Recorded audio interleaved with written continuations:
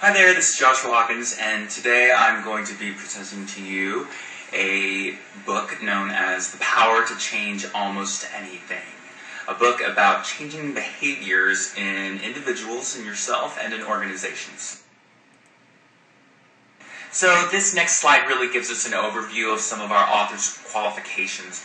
As a group collectively, they were responsible for writing the book and series known as Crucial Conversations. Some of you, if you're in management, have probably been exposed to this series, and it's really become widely known as one of the standards in management education, really handling those important qualifications. For the purposes of time, I'm not going to go over each of the author's qualifications, but I'd just like to highlight three of them very quickly. Carrie Patterson is one of the authors. She has a doctoral degree in organizational behavior from Stanford University and is also a recipient of the BYU Marriott School of Management Dyer Award for Outstanding Contribution in Organizational Behavior. And this is actually a very prestigious award in the business world, so definitely not something to shake a stick at. Joseph Jenny also completed doctoral work at Stanford University in organizational behavior. And he's also the founder of a company known as Unitas, which is a nonprofit organization that serves to assist third world countries in becoming self-sustaining. So very successful company that has succeeded in a nonprofit arena, which is always impressive.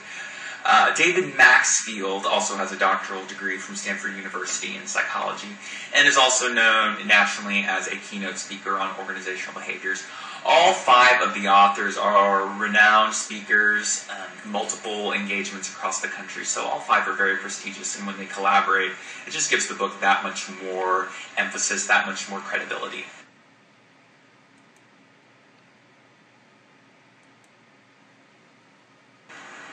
So what is this book really about? Well, the purpose of this book really boils down to change, what it is, how to manage it, and how to create it. The beginning of the book focuses on the current methods of change that we have that are utilized widespread, which tend to focus on verbal persuasion in order to bring about a change.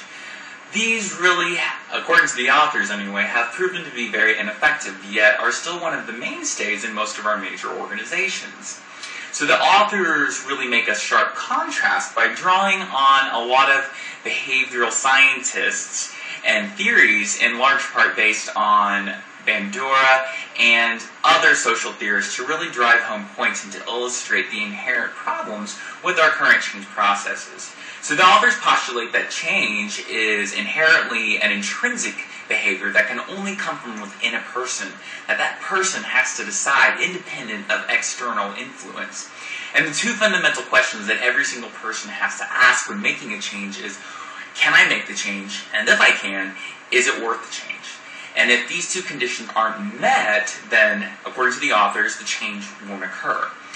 The book also shows leaders how to address and influence these questions that people are asking themselves inside by creating engaging narratives using stories and real-life examples. And the authors postulate that this is a way to really humanize and create that emotional connection in that person that will show them that their individual behavior really does matter in the overall grand scheme of things. So who's the target audience for this particular book? Well, it's really anyone and everyone that is interested in making any kind of change.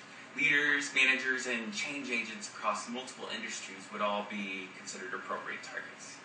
Additionally, this book addresses people that wish to change behaviors on an individual level within themselves, using the same methods that the authors present for groups to address those changes and to make those changes really last.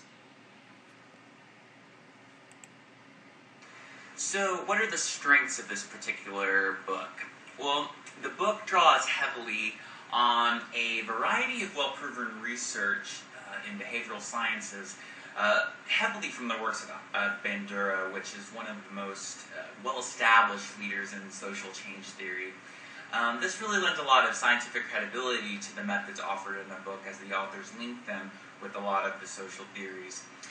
The authors frequently cite the results of these experiments performed in the various social sciences to illustrate their points.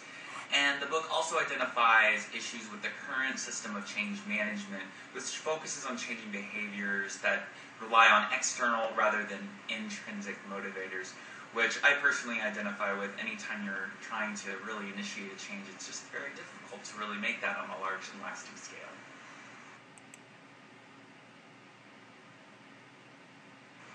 So of course we all know that no particular book, no particular publication is ever 100% perfect. So that being said, I did find a few issues within the book that I did have some particular issues with. In general, the book had some weaknesses with the manner in which it cited, or should I say didn't cite, particular research studies. There was no formal any citations with either APA or other established citation methodologies, so it was a little difficult to independently be able to verify some of the claims that they were making based on research without those citations.